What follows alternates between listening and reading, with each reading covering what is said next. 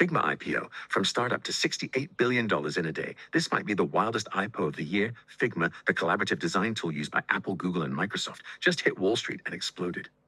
Priced at $33 a share, it opened at $85 and closed at $115.50, about a 250% first-day gain, pushing Figma's market cap to around $67 to $68 billion. Let that sink in. A startup Adobe tried to buy for $20 billion just went public and is now worth more than 3x that.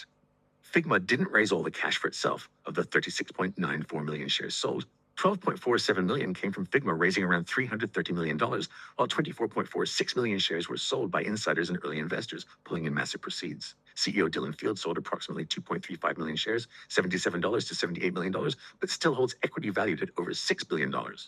Analysts estimate that the IPO is conservatively priced, leaving billions on the table versus market demand.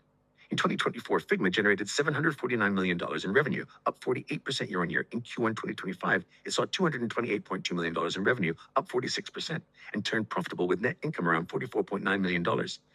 Their moat is real, over 13 million monthly active users and presence in 95% of Fortune 500 companies, disrupting legacy tools like Adobe XD and Sketch.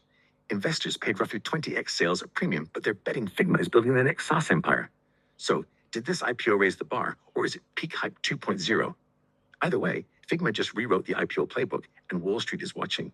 Subscribe to Risk to Reward for more breakdowns like this. Once we hit 2,000 subs, we're launching a free newsletter packed with investing insights, IPO news, and exclusive research. Waitlist link drops soon. Check the bio. This is not financial advice.